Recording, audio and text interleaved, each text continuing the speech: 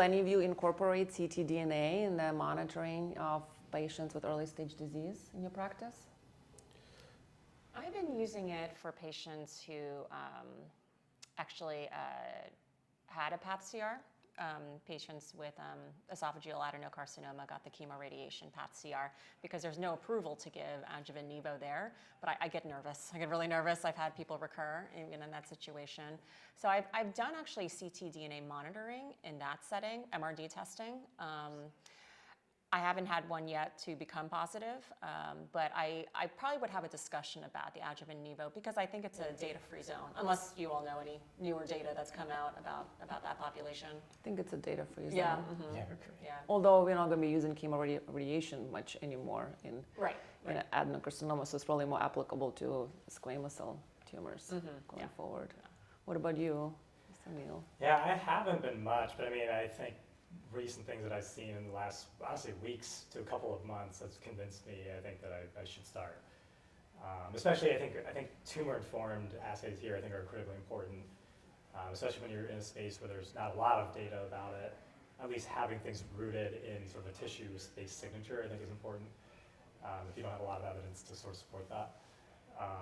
But yes, I definitely think it has a role. You know, the few series that I have seen, it definitely seems to be quite predictive. Maybe not quite as good as the colorectal data, but it still seems like, you know, if you're negative, you're likely not to recur. If you're positive, large number of those patients are willing to recur. Right. I've incorporated it as a surveillance tool because of its prognostic value. I don't make any treatment decision based on that test, on that ctDNA test, but I will move up surveillance scans if somebody's ctDNA turns positive. I wonder whether you use it the same way as that or whether you're not using it. Yeah, I probably use it the same way you've described as a additional surveillance thing. Like a tumor marker, but better. Yeah, it's like a super expensive tumor marker. Well, let's move into an advanced disease stage. We start to talk a little bit about how our treatment changes in early stage may affect first-line treatments, but that first-line treatment of metastatic gastroesophageal adenocarcinoma is a busy space. A lot of updates, couple recent approvals.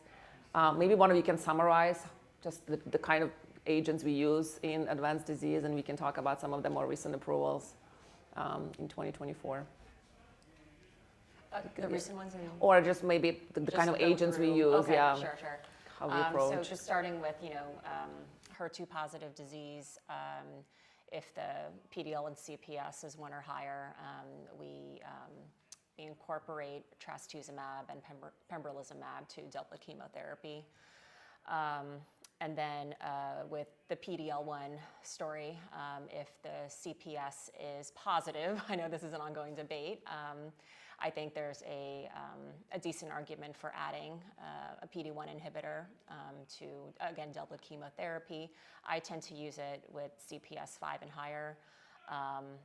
The 1 to 4 range is controversial. Of course, there's that PD-L1 heterogeneity, not just within the primary versus the metastases, but also temporally, the PD-L1 CPS can change too. But the majority of my patients do get a PD-1 inhibitor with doublet chemo. And then with zolbetuximab, the newest FDA approval, if the Claudin 18.2 expression is greater than equal to 75% of the cells, then I will add zolbetuximab as long as the PD-L1 score is low, 0 or maybe, definitely with 0, but ongoing conversation about that too, Again, brings up the importance of having these biomarkers available for you at hand so you can make the best treatment decisions. We have a new anti-PD-1 agent recently approved, tislelizumab. Zev, would you like to maybe summarize some of the data with tislelizumab and maybe some factors that distinguishes this anti-PD-1? Yeah, sure. I mean, I think that the study, it's been published now for a year or two, and it's rationale 305, so randomized patients to chemotherapy alone or chemotherapy plus tislelizumab, really looked at PD-L1 scoring slightly differently, which is TAP scoring, which is more of a numerical rather than counting, or more of a, I should say, tumor area positivity, visual. There you go. visual is the term. So easier maybe for the pathologists in some ways, but sort of does correlate very well with CPS score across the board. If you look at all these studies, it's kind of lines up pretty well. So 5 is 5 and 1 is 1. So I think the study met its endpoints and you know, appropriately got FDA approved just in the last few weeks of the 2024 with chemotherapy. So just another option, you know, I think lines up very, very nicely. If you look at these 3 studies across the board with Checkmate 649 and Keynote 859 and now Rationale 305, you see the hazard ratios are almost perfectly identical. The long-term survivorship is very similar. So there's a nice reassurance to the field when you have reproducible data sets that are really showing the same results. So I think a pretty nice expectation of benefit of what you might achieve with tislelizumab. And tislelizumab was approved for patients that have tumors with PD-L1 score 1 or greater. Right. It was, I think, was actually nice that it was approved regardless of the testing method, but was more restricted for patients that have PD-L1 positive tumors.